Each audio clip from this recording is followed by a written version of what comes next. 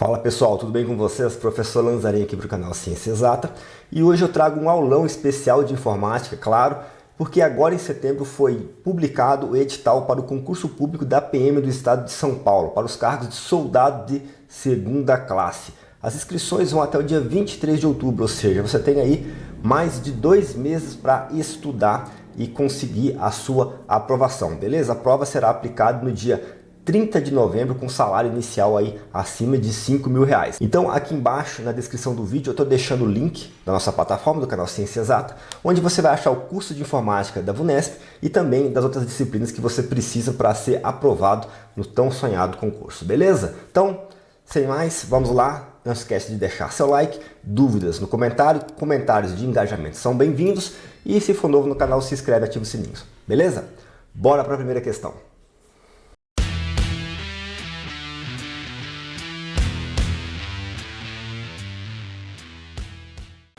Assinale a alternativa correta sobre o sistema operacional Microsoft Windows 11 e aplicativos Microsoft Office 365, ambos em suas configurações padrão. A alternativa A fala o seguinte: não é possível acrescentar pastas adicionais ao acesso rápido do explorador de arquivos do Windows 11. Bom, essa aqui é falsa, beleza? Falsa. É possível, tá? O acesso rápido ele vai ter salvo ali algumas pastas que você entrou recentemente, porém você pode fixar ali pastas para que fique, né, como o próprio nome diz, acesso rápido, beleza? Então, a alternativa A é falsa. A B fala o seguinte: a pasta documentos é a pasta de trabalho padrão de salvamento para todos os arquivos criados nos programas do Microsoft Office. Veja só, a pasta de documentos ela é uma das pastas padrão para salvamento no Windows, tá? Tem várias, vai depender do tipo de aplicação, mas tem a downloads, tem a imagem e tem a documentos. No caso aqui, ele está falando para arquivos criados nos programas do Microsoft Office. E sim, para essa situação, arquivos criados lá no Excel, PowerPoint, no Word, a pasta de salvamento padrão é a documentos. Pode ser alterada? Pode, mas como ele está falando, padrão. Então, resposta correta, alternativa B. Alternativa C. Os resultados da pesquisa na barra de tarefas mostram somente aplicativos e programas. Olha, sim, ela mostra aplicativos e programas, porém não somente, tá? Não somente. Ela vai mostrar também arquivos, configurações, resultados da web. Beleza? Então, a alternativa C é falsa. A alternativa D fala o seguinte: o histórico da área de transferência é capaz de ser sincronizado em computadores acessados com informações de logon diferentes. Bom, aqui está errado por muito pouco, tá? Porque você conseguiria ter acesso ao histórico da área de transferência em computadores acessados com informações de login iguais. Beleza? Login tem que ser igual. O login ou logon tanto faz, quer dizer, você tem que logar com a sua conta para ter acesso ao histórico da área de transferência. Beleza? Então, ele está vinculado à sua conta e não ao seu dispositivo. Então, pode acessar de computadores diferentes, desde que seja com o login ou logon da sua conta. Tranquilo? Então, aqui falso por uma palavra. E por último, alternativa C, as sessões de foco do Windows 11 não são integradas com o aplicativo relógio. As sessões elas são totalmente integradas com o aplicativo relógio, tá? Falsa também. Então, resposta correta, alternativa B. A pasta documentos é a pasta de trabalho padrão de salvamento para todos os arquivos criados nos programas do Microsoft Office.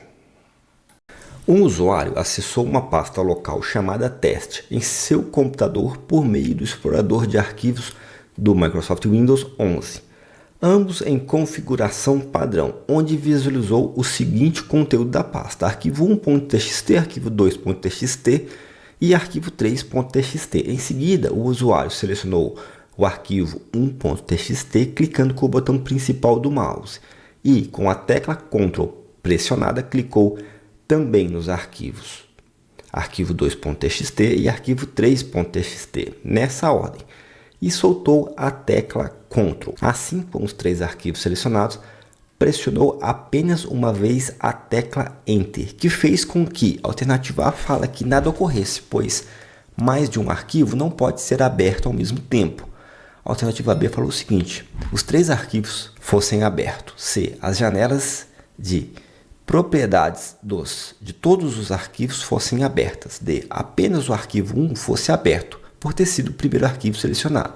E a alternativa E fala a seguinte: apenas o arquivo 3.txt fosse aberto por ter sido o último arquivo selecionado. Bom, percebe que muitas opções de abrir arquivos, apenas um aqui, propriedades. Beleza. Ora, se a gente seleciona um arquivo e tecla Enter, o arquivo abre. O que acontece se a gente seleciona vários arquivos e tecla Enter? Bom, a situação vai depender do tipo de arquivo que você seleciona. Se você selecionar diversos arquivos de mesma extensão e teclar Enter, todos irão abrir. Agora, se você selecionar arquivos de extensões diferentes, ou seja, arquivos que têm programas de criação, edição e exibição diferentes, por exemplo, um arquivo de imagem e um arquivo de texto, você selecionou os dois e deu Enter, não acontece nada. Se acontece igual aconteceu aqui na nossa questão, que todos os arquivos são TXT, todos serão abertos. Agora, fosse 3 TXT mais um PDF, não abriria nenhum. Tranquilo? Então, beleza. Selecionou um, teclou Enter, o arquivo abre. Selecionou vários de mesma extensão, todos abrem. Selecionou vários de extensões diferentes, nada acontece. Beleza? Então, resposta correta, alternativa B. Os 3 fossem abertos, né? A tecla Enter fez com que os 3 arquivos fossem abertos. Nada ocorresse, aconteceria se fossem, como eu falei, extensões diferentes. Então tá fora. Propriedade está bem fora do contexto aqui, tá? Se a gente quiser ver propriedade, a gente vai ter que clicar em cada um ali, botão de fora do mouse, vai lá na lista suspensa, acha propriedades. Bem fora aqui da nossa situação. D fala apenas o arquivo 1 foi aberto por ter sido o primeiro, e a outra fala que apenas o 3 por ter sido o último. Isso não tem nada a ver, tá? Então a gente corta as duas. Os 3 TXT, os 3 abertos. Se tivesse um diferente disso aqui, não seria aberto. Resposta correta, alternativa B. Um servidor público navegando no explorador de arquivos do Windows 11 em sua configuração padrão decidiu criar um novo diretório para abrigar a documentação de seus colegas de trabalho. Assinale a alternativa que apresenta corretamente um nome que seria aceito no Windows 11 para esse diretório. E aí nós vamos ter todas as alternativas de A até E com as palavras contra-cheques, né? Contra-cheques, uma palavra só na verdade, com os caracteres e o ano de 2025. Essa é a regra. Bom, não há dúvidas que a gente pode renomear qualquer pasta com qualquer um dos caracteres alfabéticos convencionais, beleza? O mesmo vale para os caracteres numéricos, os números de 1, né, de 0 a 9. Tranquilo? Então nós vamos ter que focar aqui nos caracteres especiais. O que são os caracteres especiais? São símbolos, sinais, acentos, né?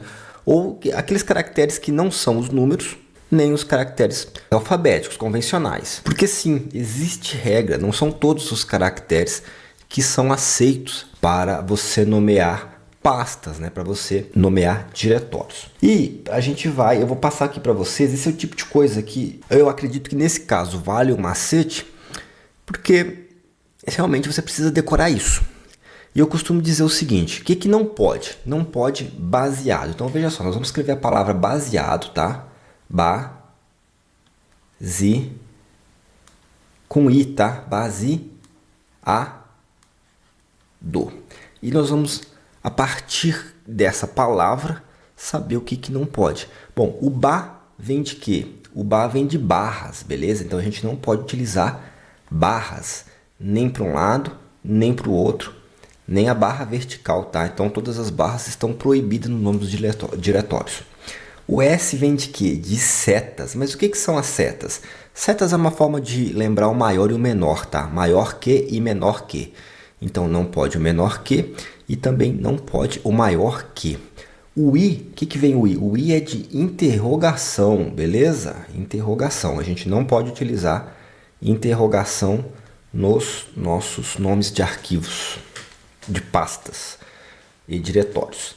O A O A vem de aspas, tá? Mas aqui é aspas duplas. Então a gente não pode utilizar as aspas duplas nos nomes.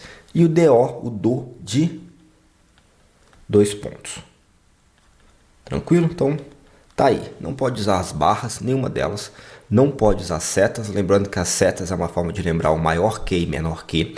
Não pode usar o sinal de interrogação.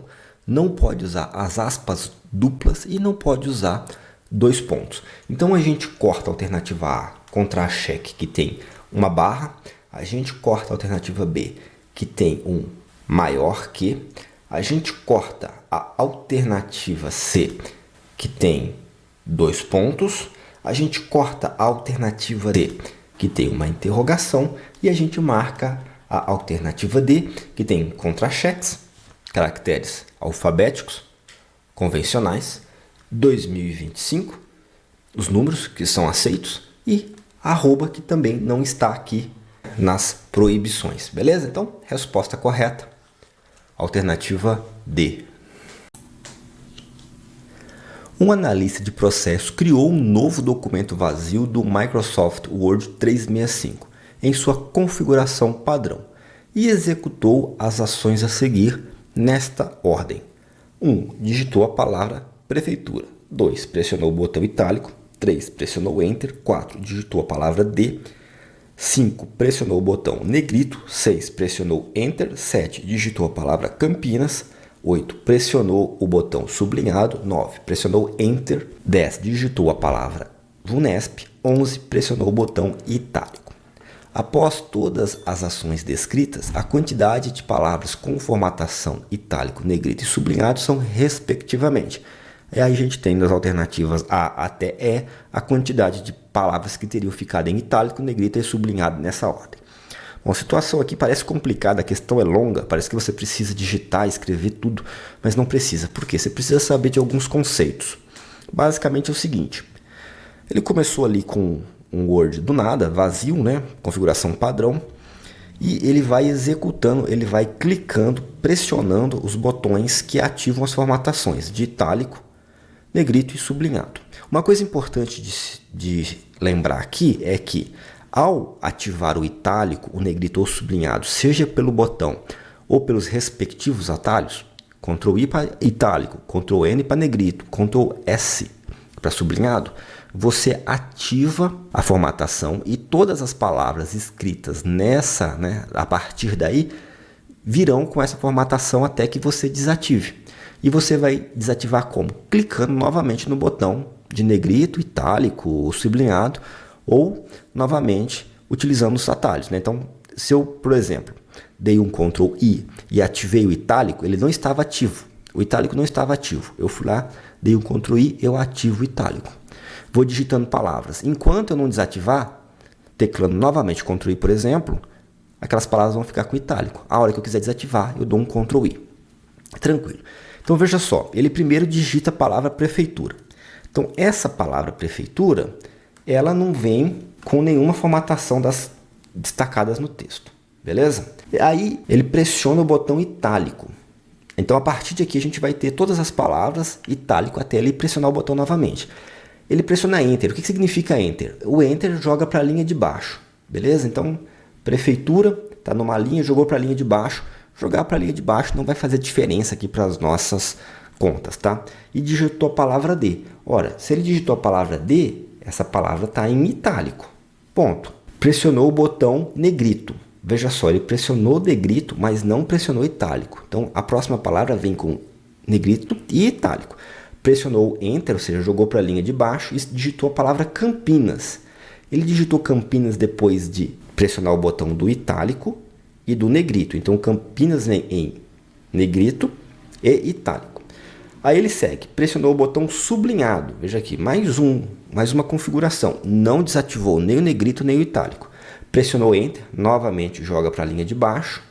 E digitou a palavra VUNESP. VUNESP vem com o quê? VUNESP vem com o itálico, que foi pressionado lá atrás, depois com o negrito e agora com o sublinhado.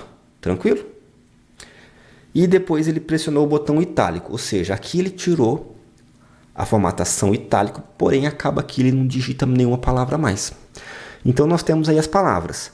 O D tem o itálico, o Campinas tem o itálico negrito e o VUNESP tem o itálico negrito e o sublinhado. Fica fácil, né? Quantas palavras tem itálico? Bom, itálico tem D, Campinas e VUNESP. 3. Quantas palavras tem negrito? O D não tem, Campinas tem, VUNESP tem. 2, né? Campinas e VUNESP.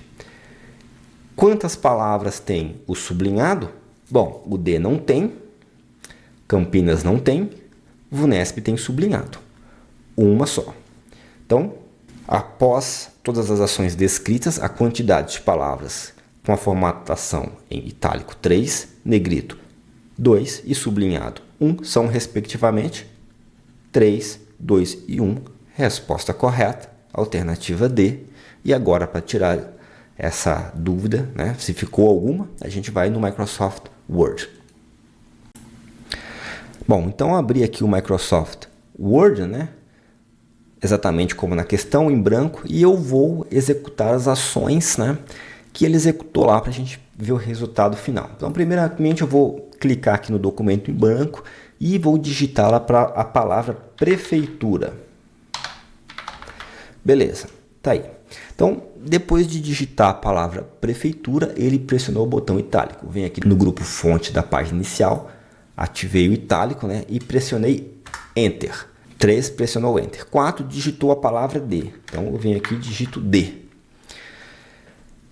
5, pressionou o botão de negrito. Venho novamente aqui no grupo fonte da página inicial, pressiono negrito.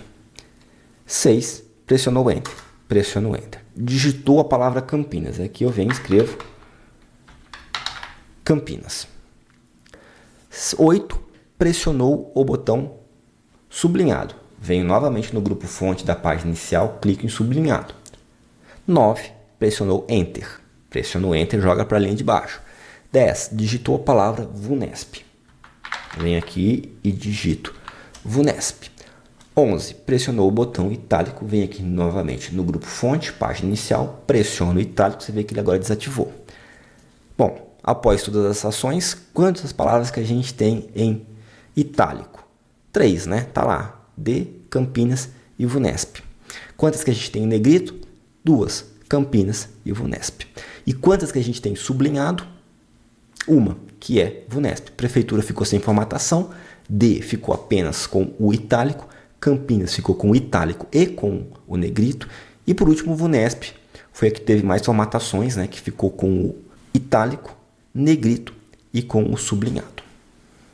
Um usuário estava com a tela do seu Microsoft Word 2016 em sua configuração aberta conforme a imagem a seguir, exibida parcialmente. Então, você está vendo aí na sua tela a imagem que ele está citando aí. Em seguida, com o cursor posicionado no início do documento, tal como apresentado na imagem, está aqui o cursor, esse usuário pressionou Ctrl mais N e logo após Ctrl mais I. Na sequência, digitou a palavra Jundiaí. Essa palavra ficará formatada com sublinhado apenas, diz a letra A. Itálico e sublinhado apenas, diz a B. Alternativa C diz negrito e itálico apenas. D fala negrito e sublinhado apenas. E por último a alternativa E fala negrito, itálico e sublinhado. Bom, veja só. Ctrl N é o atalho para o negrito. Ctrl I é o atalho para itálico. Mas veja só, não quer dizer que nós estamos necessariamente ativando essas duas formatações. Porque antes de fazer isso, nós tínhamos essa imagem. E repare aqui no grupo fonte da página inicial, onde está o negrito, o itálico e o sublinhado, que o negrito estava ativo, o itálico não estava ativo e o sublinhado estava ativo. Esse contorno no botão é como se ele tivesse acionado, apertado. Então nós temos negrito e sublinhado ativo. Quando o nosso usuário pressiona Ctrl N, ele desativa o negrito, tá? Então fica somente o Nzinho lá, o negrito não está ativo mais. E ele também pressiona o Ctrl I, que é o itálico. O itálico não estava ativo. Como ele pressionou, o O que acontece com o itálico? O itálico fica ativo.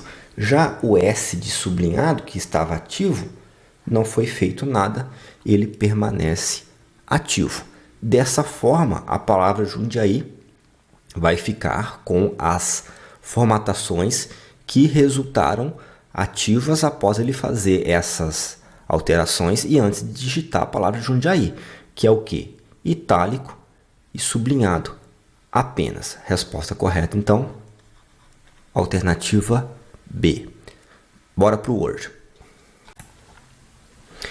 Bom, então você está vendo aí na sua tela o Word, e assim como lá na imagem da nossa questão, você percebe que lá no grupo fonte da página inicial, o N de negrito está ativado, o I de itálico está desativado e o S de sublinhado está ativado. O que o nosso usuário fez? Ele primeiro teclou Ctrl N, vou teclar Ctrl N aqui, beleza? Então você viu lá que o N desativou.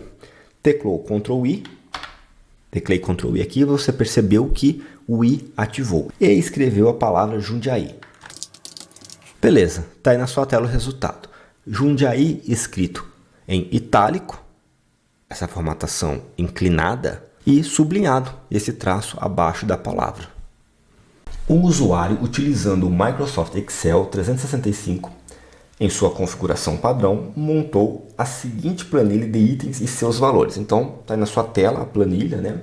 Ela tem na coluna A os itens, né? Itens A, B e C, e na coluna B, valores. Assinale a alternativa que apresenta o valor que será exibido ao se digitar na célula 7B, ou B7, né?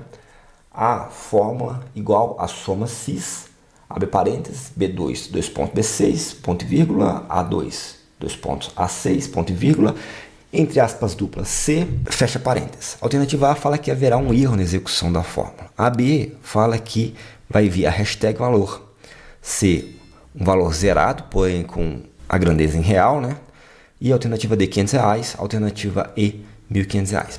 Veja só, aqui o nosso usuário utilizou a função soma CIS. Vamos ver como é que funciona a função soma CIS para a gente saber se essa função está correta. Se ela estiver errada, acabou, vai haver um erro na execução.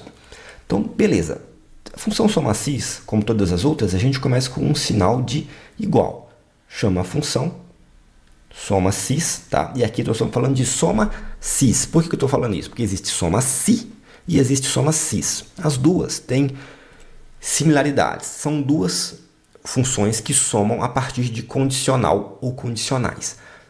A soma CI a partir de uma única condicional. A soma CIS a partir de vários condicionais, vários CIS. Então, execução da fórmula, criação da fórmula soma CIS, né? Igual soma CIS, abre parênteses. A primeira coisa que a gente vai colocar aqui é o intervalo de soma, tá? Vou colocar aqui int soma, beleza? Intervalo da soma. Aí o que eu faço? Ponto e vírgula para mim encerrar esse argumento. Vou colocar o quê? O intervalo de um critério, beleza? Um critério. Vou colocar aqui critério 1, tá? E eu encerro esse argumento com ponto e vírgula e eu coloco o que aqui?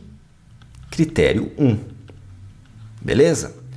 E fecho esse argumento e sigo esse raciocínio. Como eu disse, soma CIS são mais de um critério, mais de uma condicional. Então, eu poderia seguir aqui com intervalo do critério 2, ponto e vírgula, intervalo do critério 3, e assim sucessivamente. Mas aqui na nossa questão, a gente só tem um critério. Por isso que eu falei que poderia ter, né? Eu não lembro se eu falei durante a correção, mas aqui poderia ter sido utilizado o soma CI, porque a gente só tem um critério, beleza? Quero que isso fique bem claro. Então vamos lá, intervalo da soma, intervalo do critério 1, critério 1. Novamente, se tivesse mais critérios, intervalo do critério 2, intervalo do critério 3, critério 3. Beleza, então vamos lá, como ficaria a nossa função aqui? Substituindo soma CIS, né? Qual que é o intervalo da soma? Bom, a gente vai somar o quê? Os valores. B2 até B6. Esse é o intervalo da soma. Então, eu uso o B2, 2 pontos, que é o até B6. Fecho o argumento com ponto e vírgula. Agora, eu preciso, né, o intervalo aonde que a função vai buscar o critério que eu vou definir. O critério está aqui no item A2 até A6. Então, vou lá. Escrevo A2, 2 pontos, né, que é até A6. Fecho o intervalo do critério com ponto e vírgula e estabeleço o critério. O critério é o quê? É C. C mesmo. Então, eu coloco aqui, ó, entre aspas, porque é um texto, e escrevo C e fecho parênteses, está fechada a função. Ah, por que colocou aspas duplas? Novamente, como o C está escrito dentro da função, eu coloco aspas duplas, beleza? Se eu quisesse digitar o C numa célula e em vez de colocar ele aqui dentro, colocar a célula que ele vai estar, por exemplo, A7, era só colocar A7 lá. E aí, na célula A7, eu digitava o C e a função ia entender. Mas como eu coloquei o C, que é um texto direto na função, toda vez que eu coloco um texto direto na função, eu tenho que colocar ele entre aspas. Beleza? Então, veja só. Nossa função está igualzinha à do cabeçalho, ou seja, é uma função que funciona. Então, a gente corta, que não vai haver um erro de execução. Corta a alternativa A. Corta B também, porque a gente tem ali, ó, 1.000, 2.000 e depois 3 valores de 500, a gente vai somar algum valor, né? Então, não vai vir um erro de valor, vai vir algum valor. Também não vai vir zerado, porque não tem como a gente somar todos os valores positivos e um anular o outro. Então, a gente corta a alternativa C. E aí, vai vir 500 ou vai vir 1.500? Veja só, a função soma em B2 até B6 todos os valores que no intervalo de A2 até A6 tem C. A gente fecha aqui, ó, são 3 células, 3 linhas que tem o valor C. E cada um do C tem R$500 de valor, entendeu? São 3 vezes de 500, vai somar 500 3 vezes. Ora, 500 somado 3 vezes, o resultado final 1.500, beleza? Um soma-se, somou de acordo com o critério. Qual que era o critério? Ter C. Quanto valia cada C? 500. Quantos Cs tinha? 3. 3 vezes 500, 1.500. Resposta correta, então, a alternativa é, e eu vou repetir esse exercício agora no Microsoft Excel para ficar bem claro. Então vamos lá, já expliquei na prova que vai ser a forma que você vai ter para resolver lá no concurso, né? Lá é você, papel e caneta. Agora vamos aqui para ajudar a fixar, se você puder, repete aí no seu computador, beleza? Bom, soma-cis, vamos lá, a gente começa com um sinal de igual, chama a função soma-cis, beleza? Abre parênteses. Primeira coisa que a gente define, intervalo da soma. O intervalo da soma eu já falei. B2 até B6. Então, B2, 2 pontos, nosso até B6. Encerro esse argumento, intervalo da soma, com ponto e vírgula. E aí vem intervalo do critério 1, do primeiro critério. Qual que é o intervalo do critério?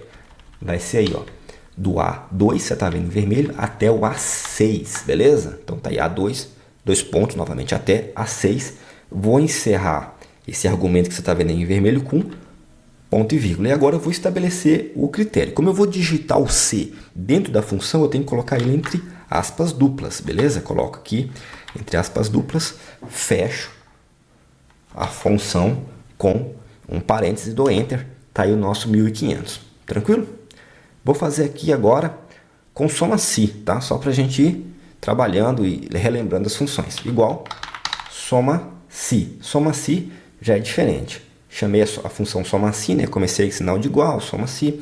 Abro o parênteses, né? Aí eu vou definir o que? Primeiro eu vou definir o intervalo. Aqui, né? No soma-sis, eu posso colocar quantos critérios forem. Então, primeiro soma, depois segue uma sequência de intervalo de critério e critério. Então, intervalo de critério 1, critério 1. Intervalo de critério 2, critério 2. Aqui não. Aqui é um critério só. Então, eu começo com o intervalo. Beleza? O intervalo é A2 até A6. Fecho o argumento com ponto e vírgula. Já defino o critério.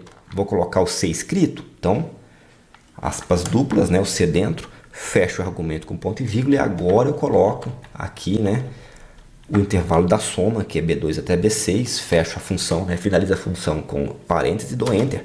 Tá aí os mesmos 1.500, beleza? Dei um exemplo lá, né, de não precisar colocar aspas duplas. Vamos dizer que eu quero colocar o C aqui, ó. O C está aqui na D7. Eu tenho um C. Então, vamos lá.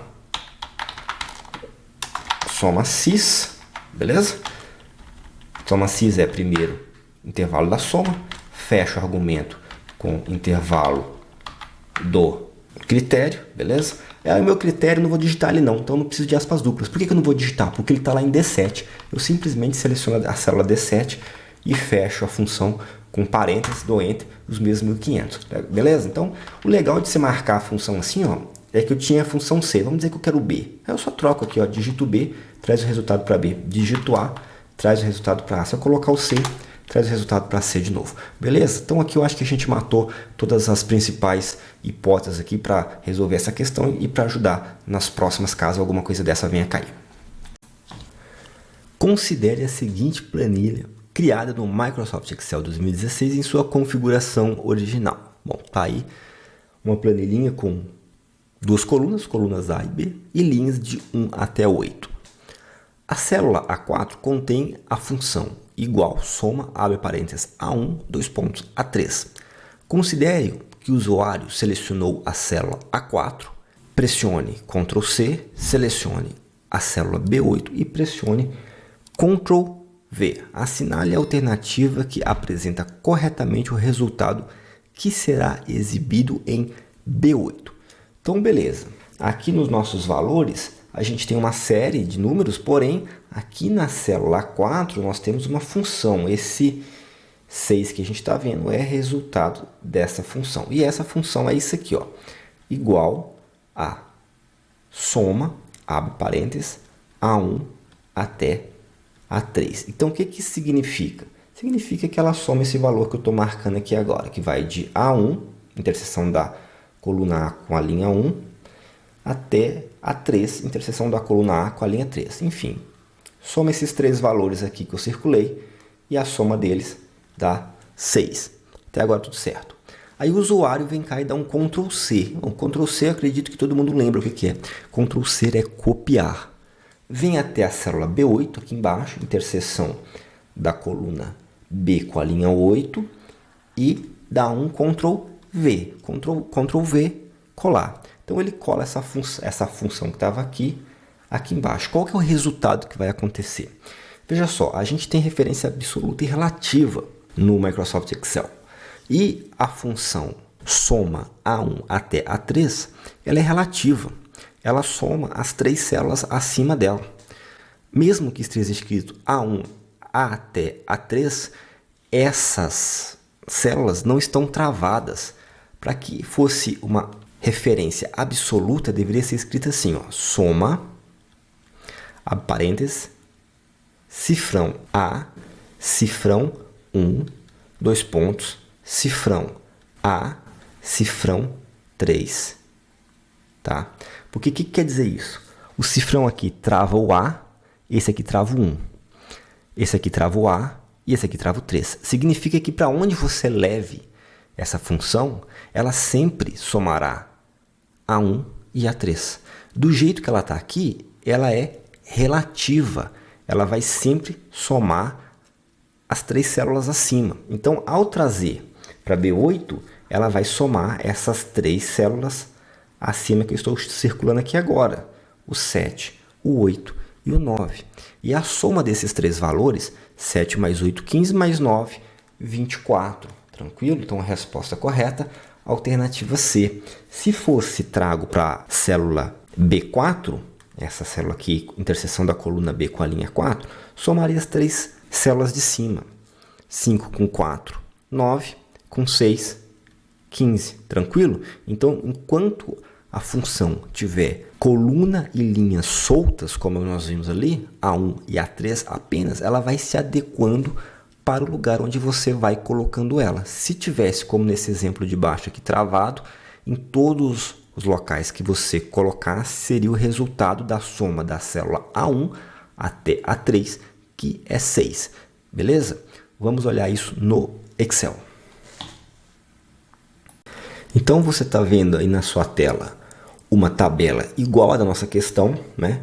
E aqui na célula A4 tinha a seguinte forma: igual, soma, abre parênteses, A1, dois pontos, A3, fecha parênteses. Então você está vendo em azul aí a área que a função soma está pegando, os números, né, as células que a função vai somar. Dou Enter e está aí o 6 Bom, agora sim, igualzinho a nossa questão, beleza? Então, o que o usuário faz? O usuário vem aqui na célula A4, dá um Ctrl C, que é copiar, vem até a célula B8, dá um Ctrl V, que é colar. Bom, tá aí o nosso 24. Se eu apertar aqui com a célula B8 selecionada o F2, você vê que seleciona as 3 células acima. Então, soma as 3 células acima, dando um total de 24, que é a nossa resposta. Mesma coisa se eu apertar o F2 aqui na célula 4, as 3 células acima. Eu vou copiar aqui, ó, copiei e vou colar na B4. Tá aí, ó. Somou as 3 células acima, beleza? Agora eu vou apagar essas 3 funções aqui e eu vou fazer diferente. Vou fazer soma A1, 2 pontos, A3. Bom, até agora parece a mesma função que antes. Porém, vou clicar aqui no A1 e vou digitar F4. Tá vendo? Aí virou cifrão A, cifrão 1. Vou selecionar aqui o A3. Vou clicar novamente no F4. O A3 virou cifrão A, cifrão 3 e dou Enter. Continua o mesmo 6. Porém, agora a referência é absoluta, é diferente de antes que era relativa. Não importa onde eu cole essa função, ela sempre vai trazer a soma de A1 até A3. Então, eu já dei um Ctrl C, venho aqui em B8, dou um Ctrl V, ela continua trazendo 6. Aperto o F2 e está somando lá, ó, de A1 até A3. Copio aqui, venho na B4, dou um Ctrl V, aperto o F2 e ela continua somando de A1 até A3. Copio aqui em B4, venho aqui em D3, dou um Ctrl V, uma célula totalmente aleatória que eu escolhi aqui do nada, aperto F2 e ela continua somando de A1 até A3 e dando sempre o mesmo resultado, naturalmente, 6. Beleza? Então, essa é a diferença de referência absoluta e referência relativa. Um usuário, por meio do Microsoft PowerPoint 365, em sua configuração padrão, criou uma apresentação de apenas um slide contendo uma forma. Em seguida, aplicou uma tal na forma, configurando para iniciar com um clique no mouse e iniciou o modo de apresentação. Durante o modo de apresentação, o slide inicialmente foi exibido em branco e depois de um Enter a forma foi exibida. Assinale a alternativa que preenche corretamente a lacuna do iniciado.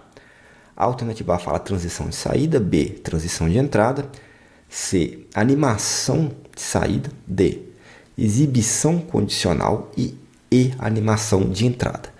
Bom, veja só, a gente tinha um slide e uma forma. Ele aplicou alguma coisa ali naquela forma, né? E colocou esse slide no modo apresentação. Tava lá o slide em branco, ele dá Enter e a forma surge. A VUNESP adora trabalhar com esses dois conceitos que existem no PowerPoint. O conceito de transição e o conceito de animação. Os dois são efeitos gráficos que enriquecem a sua apresentação, que dão vida à sua apresentação. Porém, transição serve de efeito ao trocar de um slide para o outro, o que não fica difícil de você decorar, né? Você está fazendo uma transição do slide 1 para o 2, por exemplo. E nessa troca você pode colocar um efeito para não ficar aquela coisa. Tem o slide 1, de repente surge o slide 2. Você pode colocar ali um desenrolar, um abrir, um esmaecer, beleza? O outro efeito bastante visado pela banca é o efeito de animação. O animação, ele é um efeito que você coloca em objetos que estão na sua apresentação. Uma imagem, por exemplo, ou como aqui no nosso caso, uma forma. Tranquilo? Olha, tem um slide só. A gente viu, né, fala que foi aplicado na forma, então a gente já exclui de cara tudo que tem transição, beleza? Transição de saída, transição de entrada. E a gente fica aqui, vamos tirar exibição condicional também, porque nem entrou no assunto, tá? E a gente fica entre animação de saída e animação de entrada, ok. E quais são os tipos de animação que a gente tem? A gente tem principalmente animação de entrada, animação de saída, de ênfase e trajetória. O que acontece? A animação de saída vai ser um efeito para você tirar, né, para sair do slide, sair da apresentação esse objeto que você colocou animação, bem tranquilo. A animação de entrada é o contrário. É um efeito, né, que você colocou para que esse objeto surja, ele entre no seu slide ali quando estiver na apresentação. Aproveito para lembrar a animação de ênfase, que é um efeito que destaca o objeto enquanto ele está na apresentação, tipo piscar, pulsar, sabe? Alguma coisa assim, para que você vai ver que aquele objeto ali, né? Não é nem entrar nem sair, é enquanto ele está ali, ele está sendo destacado. E a gente tem também as animações, né, as trajetórias que fazem com que o objeto saia de um ponto e vá para outro, se movimente. Bom, claramente que a gente percebeu aqui, olha, durante o modo apresentação, o slide inicialmente foi exibido em branco e depois de um Enter, a forma foi exibida. A gente já sabia que era uma animação, deu Enter, ela entrou, então a gente tem o quê? A gente tem uma animação de entrada. Resposta correta, alternativa E, animação de entrada. O modo de navegação anônimo presente em navegadores de internet como o Google Chrome e o Mozilla Firefox tem entre as suas funcionalidades a de, alternativa A, impedir o rastreamento pelo provedor de internet, B, permitir mudar a localização da conexão simulando uma conexão de outro país, por exemplo, C, permitir navegar de forma segura de invasões ao utilizar redes sem fio, sem proteção. D, armazenar cookies e dados de formulários ao fechar o navegador. E por último, a alternativa E fala ocultar o endereço de IP. Então nós vamos entender aqui o que faz e o que não faz esse modo de navegação anônima para a gente, né, entender o que ele é e descobrir a resposta correta. Então, primeira coisa, a alternativa A fala o seguinte: impedir o rastreamento pelo provedor de internet. Essa aqui é falsa, tá? O provedor de internet ele vai sim ver a sua atividade online. Então não impede que o provedor de internet veja a sua atividade online. B fala o seguinte: permite mudar a localização da conexão simulando uma conexão de outros países. Por exemplo, essa é falsa também, tá? Esse recurso ele não vai alterar a sua posição, a sua localização geográfica. Se você quiser fazer isso, você vai precisar contratar, arrumar um serviço VPN, tranquilo? Então, rede privada virtual. Essa aí tem a capacidade de mudar, alterar a sua localização geográfica. A alternativa C fala o seguinte: permite navegar de forma segura de invasões ao utilizar redes sem fio, sem proteção de forma nenhuma. O modo anônimo ele não torna a sua conexão mais segura, tá? Para isso você vai ter que usar lá o HTTPS, vai ter que usar uma VPN também, os métodos lá, os anti-malwares que existem por aí, beleza? Não é sobre esse tipo de segurança que a navegação anônima trabalha, com esse tipo de segurança, tá? Então, aqui a alternativa C é falsa também. A alternativa D fala o seguinte: não armazenar cookies e dados de formulários ao fechar o navegador. Bom, está correta, tá? Quando você abrir o modo de navegação para navegar na internet, para fazer suas pesquisas, toda a sua navegação, né, ao fechar essa janela anônima, ele exclui automaticamente todos os cookies, todo o histórico de navegação e quaisquer dados que você inseriu em formulários, beleza? E isso te traz uma segurança, mas veja só, no sentido da sua navegação ser mais privada em relação a outros usuários do mesmo dispositivo. Então é essa a segurança de que aquilo que você navegou, aqueles formulários que você preencheu, eles não vão ficar salvos no computador quando um outro usuário, né, não vai ficar salvo no seu navegador quando outro usuário vir utilizar. Então é esse tipo de proteção, não a proteção da alternativa C, beleza? Então, resposta correta, alternativa D, o modo de navegação não armazena cookies nem dados de formulários ao fechar o navegador. Fechou o navegador, tá tudo apagado, beleza? A alternativa E fala que vai ocultar o endereço de IP, não de forma nenhuma, tá? O endereço de IP ainda vai ser visível para os sites que você vai visitar e para o seu provedor de internet, tranquilo? Então, é possível ser rastreado facilmente se você estiver navegando com o modo de navegação anônima. Nós já falamos sobre isso. Ele não vai te proteger de ameaças da internet, de rastreamento pelo provedor e outras coisas, tá? Ele vai proteger ali na navegação particular de que as outras pessoas, através do seu navegador, do seu dispositivo, não saibam o que você andou fazendo na internet se você utilizou o modo de navegação anônima. Portanto, a alternativa é falsa também. Resposta correta, alternativa D. Não armazenar cookies e dados de formulários ao fechar o navegador. Assinale a alternativa que contém a opção de resposta que preserva o anexo de uma mensagem de correio eletrônico recém-recebida na caixa de entrada. A alternativa A fala encaminhar, B, encaminhar com anexo, C, responder a todos, D, responder ao remetente e, por último, a alternativa E, responder. Bom, situação seguinte, você recebeu um e-mail, você pode basicamente responder de 3 formas. É só responder. Quando você clica em responder, você está respondendo ao remetente. Isso já está implícito, tá?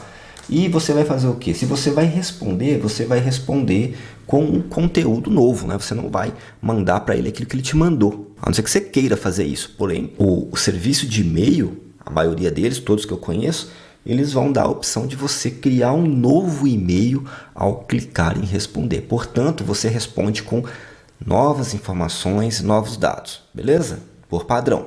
Então, a gente corta responder. E como eu disse, ao clicar em responder, você já responde ao remetente. Então, responder ao remetente é desnecessário, né? Pleonasmo, é subir para cima. Beleza. Uma outra forma é responder a todos. Quando você clica em responder a todos, você responde ao remetente e todos aqueles outros que estão ali no com cópia. Beleza? Se você recebeu um e-mail com remetente e várias pessoas em cópia, você quer responder somente para o remetente, clique em responder. Se você quer responder a todos que estão ali, o remetente mais os que estão com cópia, responder a todos. E aqui, novamente, você tem a oportunidade de criar uma resposta sua, algo novo. Você não vai mandar para ele aquilo que ele te mandou, né? O anexo e todo o texto dele. Então, a gente corta responder a todos. A terceira forma de você responder um e-mail é você encaminhá-lo a alguém. É uma ação que você pode fazer. E ao encaminhar, você está pegando aquilo que você recebeu e, por padrão, você encaminha do jeito que você recebeu para outra pessoa. Então, preserva-se o texto e preserva tudo que está em anexo. Ah, mas eu posso alterar? Pode. Você pode clicar em encaminhar, vai dar a opção de você editar, para colocar um texto seu, por exemplo, segue o e-mail enviado por tal ou segue para seu conhecimento. Bom, você pode colocar um texto lá e nisso você pode tirar um anexo, colocar um anexo, mexer no texto de quem te encaminhou, entre outras coisas, beleza? Mas por padrão, ao encaminhar o e-mail, você encaminha ele do jeito que você recebeu, portanto, com anexo. E o nome dessa funcionalidade é encaminhar. Encaminhar vai com anexo e não tem a função encaminhar com anexo. A exemplo de responder para todos, encaminhar com anexo é um pleonasmo, beleza? Então a gente corta encaminhar com anexo e escolhe a resposta A, que é a resposta correta. Assinale a alternativa que contém a opção de resposta que preserva o anexo de uma mensagem de correio eletrônico recém-recebida na caixa de entrada. Bom, a opção é a alternativa A, encaminhar. O Microsoft Teams, em sua configuração original, tem a funcionalidade de lobby ou sala de espera na realização de reuniões. Supondo que uma organização pretende realizar uma reunião por meio do aplicativo, assinale a alternativa correta acerca dessa funcionalidade na configuração padrão. Então vamos lá, a alternativa A fala o seguinte: todos os participantes, exceto os organizadores da reunião, devem esperar no lobby independentemente de sua identidade. Bom, essa aqui ela é falsa, tá? Lembrando que nós estamos falando da configuração padrão. E por que essa aqui é falsa? A configuração ela não vai obrigar todos os participantes a esperar, tá? Na hora de marcar uma reunião, você vai ter lá as opções de configurar quem, conforme a política de acesso, quem que vai esperar na sala de espera, no lobby, e quem será dispensado, beleza? Então todas essas que têm uma determinação quanto ao organizador, cargo, que toda vez que falar que isso determina quem vai ficar de fora ou não, a gente vai ter isso como falso, tá? Porque vai ter ali as configurações. A alternativa B fala o seguinte: participantes externos à organização são sempre direcionados para o lobby enquanto usuários autenticados da organização são admitidos automaticamente na reunião. É aquilo que eu estou falando. Isso vai ser configurado, beleza? Então, é falsa também. Não vai ter essa de que participantes externos são sempre direcionados para o lobby, tá? E que os usuários da organização são sempre admitidos automaticamente. Essas opções de reunião, né, igual eu falei, elas permitem personalizar quem entra diretamente e quem vai para o lobby. Somente organizadores e co-organizadores da reunião podem admitir a entrada de participantes na reunião. Essa é falsa também, tá? Além dos organizadores e dos co-organizadores, apresentadores designados também podem admitir participantes no lobby, conforme a política, né? Conforme as configurações de acesso à reunião. Quem pode admitir a entrada de pessoas que estão no lobby para a reunião, já para a sala de reunião, também é algo configurável, tá? Não é algo pré-estabelecido, não. Isso aí você consegue ir lá e escolher conforme as políticas de acesso. Então é falso também. D fala, somente convidados com papel de apresentador não são obrigados a aguardar no lobby antes de ingressar na reunião. É aquilo que a gente já falou em todas as alternativas até o momento. Não é somente o apresentador pode ser dispensado. Veja só, se a gente for lá e configurar, não é somente o apresentador que pode ser dispensado. Outros participantes também poderão ser dispensados, novamente, dependendo da configuração, beleza? Então aqui é falso também. E por último, a alternativa E fala o seguinte: uma reunião pode ser configurada para que pessoas da organização, de organizações confiáveis e convidados entrem diretamente na reunião. É exatamente isso que eu estou falando, tá?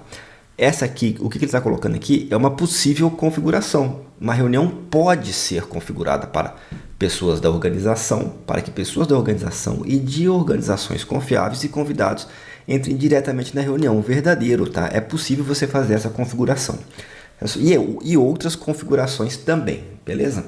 Então, a resposta correta, a alternativa é: utilizando a planilha do Google Workspace, um usuário digitou a seguinte fórmula na célula A1, menos 1 mais 1. Para que a fórmula funcione corretamente apresentando o resultado 0 na célula 1, deve-se digitá-la da seguinte forma. A alternativa A fala o seguinte: menos 1 mais A1, ou seja, exatamente do jeito que ele digitou lá, né, no cabeçalho. A situação é a seguinte: essa função não vai dar certo não, tá? Nas planilhas, né, do Google Workspace, o sinal de menos ele não vai servir como um igual. Isso aqui daria certo no Excel, tá? O Excel, se você colocar lá menos 1 mais 1, ele entende que isso aqui é uma fórmula e traz para você o resultado, que no caso é 0. Mas não estamos falando de Excel, nós estamos falando de Google Workspace, beleza? Então não vai rolar. Então a alternativa A é falsa. Bom, a alternativa B, se quer dar o resultado, né? 1 mais 1 é 2. E aqui, igual ao Excel, o sinal de mais é aceito como o início da função, tá? A gente sempre começa uma função no Excel com igual, né? Então, se eu tivesse o igual aqui antes do mais, ia rolar. Porém, se eu colocar no Excel lá 1 mais 1, a gente vai ter o resultado, que é 2. Porém, está preocupado aqui com o resultado 0 e dessa função. Então, também é falso, mas fica aí o alerta. Sinal de menos não pode para começar uma função, no caso que é uma conta, né? E o sinal de mais pode. A alternativa C fala o seguinte: igual menos 1 mais 1. Ora, menos 1 mais 1 igual a 0. Começou com sinal de igual. Ok, correto. Resposta C é a nossa resposta correta, beleza? Funcionaria dessa forma no Workspace e também no Excel. Nos dois casos, se começa a função com sinal de igual. Bom, a alternativa D e a alternativa E começa-se uma com cifrão e o outro com erro comercial. Não tem nada a ver, tá? O cifrão ele serve para outra finalidade, tá? E o erro comercial também. Então, as duas são falsas, beleza? Então, no Excel, as três primeiras funções, elas dariam resultado, porque você pode começar com sinal de menos, com sinal de mais ou com sinal de igual, beleza? Porém, no Workspace, somente com sinal de mais ou com sinal de igual. Então, resposta correta. Alternativa C. Vamos olhar isso nos dois aplicativos, nos dois serviços. Bom, então está aí na sua tela a planilha, né, aberta do Workspace do Google, e nós vamos digitar aqui todas as alternativas lá da nossa questão. A primeira alternativa, a alternativa A, fala o seguinte: ele deveria digitar menos 1 mais 1. Bom, tá aí, você vê que não traz o resultado, né? E não resolveu. Ele queria que a fórmula funcionasse e trouxesse o resultado correto, que é 0. Não rolou. A segunda opção, a alternativa B, fala 1, né, mais 1 mais 1. Beleza, dou Enter. E aí, se você viu que começar a função com sinal de mais dá certo, a função funciona e traz aí para nós o resultado 2. Bom, a alternativa C começa com sinal de igual, menos 1 mais 1. Dou Enter e está aí a nossa resposta, 0. Ok? Então, tá aí. Funciona começar a função com sinal de mais e com sinal de igual. E as outras duas alternativas, uma começava com cifrão, né? Cifrão, menos 1 mais 1, ok? Não acontece nada, tá ali o que você digitou como um texto, né? E e-comercial, a última alternativa, a alternativa é menos 1 mais 1. Tranquilo? Então, aperta o Enter. Aí você vê que o resultado esperado foi só na alternativa C mesmo, nossa resposta. E agora vamos fazer o mesmo no Excel, né? Então, vamos lá. Alternativa A falava menos 1 mais 1. Beleza, no Workspace não deu o resultado. Aqui dá o resultado 0, beleza? Mas, igual falei, não era sobre Excel a questão, né? A alternativa B, mais 1, dou Enter. Tá aí o resultado, funcionou também porque o Excel aceita começar a conta com sinal de mais. Porém, deu 2, não era o nosso resultado, né? Era 0 necessário. Alternativa C, igual, menos 1 mais 1, dou Enter, traz o 0, funciona no Workspace, funciona no Excel também. E as duas últimas alternativas, né? Um sinal de cifrão, menos 1 mais 1, tá aí, como se fosse um texto qualquer. E a mesma coisa com e-comercial, menos 1 mais 1, dou Enter, também um texto qualquer, beleza? Um servidor público estava navegando pelos arquivos do setor em que trabalha, os quais estão compartilhados no Google Drive em sua configuração original, quando acidentalmente removeu um arquivo da lista. Assinale a alternativa que apresenta o destino padrão dos arquivos após a ação executada. A alternativa A fala a lixeira do sistema operacional do dispositivo usado pelo servidor público. A B fala a lixeira do Google Drive. C, a lixeira do sistema operacional utilizado e também a lixeira do Google Drive. A alternativa D fala a pasta itens excluídos permanentemente. E por último, a alternativa E fala um armazenamento local no dispositivo usado pelo servidor. Bom, situação seguinte, se nós considerarmos que esse arquivo está exclusivamente no Google Drive, tá? Ou seja, você apagou um arquivo do Google Drive. Para onde que vai? Esse arquivo vai para a lixeira, beleza? Lixeira do Google Drive. Para quem não tem costume com armazenamento na nuvem, ou o Google Drive, ou qualquer outro, é similar ao e-mail. Quando você apaga um e-mail, o e-mail vai, né? Ele não é apagado direto, definitivamente. Ele vai para a lixeira do e-mail. E no Google Drive é assim. Se você está lá dentro, né? Todo armazenamento em nuvem é assim. Se você está lá utilizando o arquivo e você apaga, ele não vai ser apagado permanentemente. Ele vai para a lixeira, onde você pode restaurá-lo ou excluí-lo, aí sim, permanentemente. Dependendo do sistema, dependendo do plano que você tem, ele vai ficar ali alguns dias. Geralmente alguma coisa entre 30 e 90 dias, dependendo, novamente, do sistema, né, do serviço que você está usando, se é Google Drive, se é OneDrive, e também do tipo de conta e plano que você tem, beleza? Há críticas a essa questão, porque não especifica que ele encontra-se exclusivamente na nuvem. Bom, se ele tivesse armazenado localmente, uma pasta sincronizada com o serviço de nuvem, o destino poderia ser outro, né? Ele poderia acabar indo para a lixeira do sistema operacional, no Windows, por exemplo, e também para a lixeira do Google.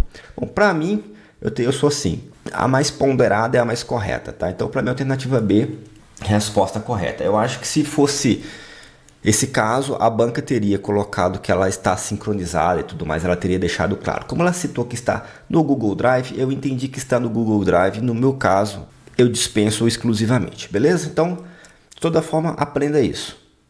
Se está no Google Drive e apagou, vai para a lixeira do Google Drive. Resposta correta. Alternativa B. Assinale, dentre as alternativas a seguir, a única afirmação correta acerca do serviço de nuvem de armazenamento de arquivos, ou Cloud Storage. A alternativa A fala o seguinte: apenas pessoas jurídicas ou órgãos públicos podem utilizar serviços de armazenamento em nuvens. Essa é falsa, tá? Isso está errado. Todos podem utilizar, qualquer pessoa pode utilizar. Lógico que vai ter ali serviços que são direcionados a pessoas jurídicas, a órgãos públicos, né, que compensam mais para pessoas jurídicas ou para órgãos públicos, mas o serviço de armazenamento de nuvem é para todas as pessoas, beleza? Resposta incorreta aqui, então, resposta falsa.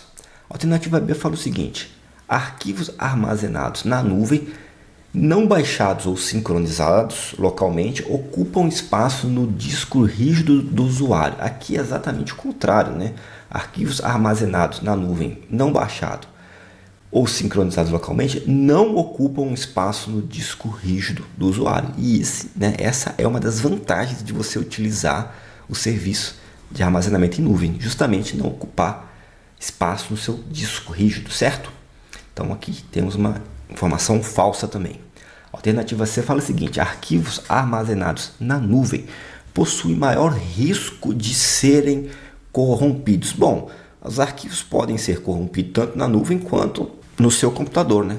E a gente não tem por que achar que tem mais risco de acontecer na nuvem, beleza? Inclusive, acho até o contrário, né? De modo geral, acredito que arquivos armazenados na nuvem, eles vão estar mais protegidos contra a corrupção por backups automáticos, a redundância de servidores, o fato de ele estar num ponto físico muito mais protegido e descentralizado do que um HD ou um pendrive que você tem, ou até mesmo seu computador ou seu celular, beleza? Então, alternativa C, falsa também. D fala o seguinte: não é possível fazer o download dos arquivos em nuvem para o disco rígido local. Pô, falso, é lógico que você pode fazer o download, perfeitamente possível. E por último, a alternativa E deve ser nossa resposta, certo? Vamos ver lá.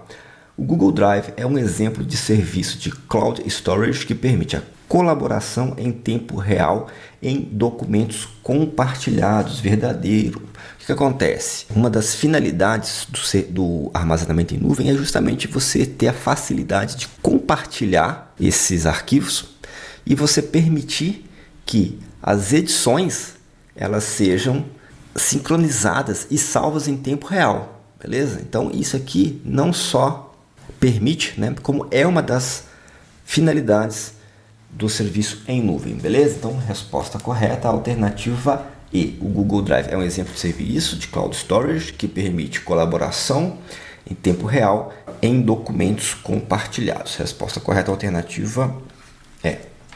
Então, por hoje é isso, pessoal. Espero que você tenha gostado da aula. Se ficou dúvida, põe aqui nos comentários o link para os nossos cursos na descrição.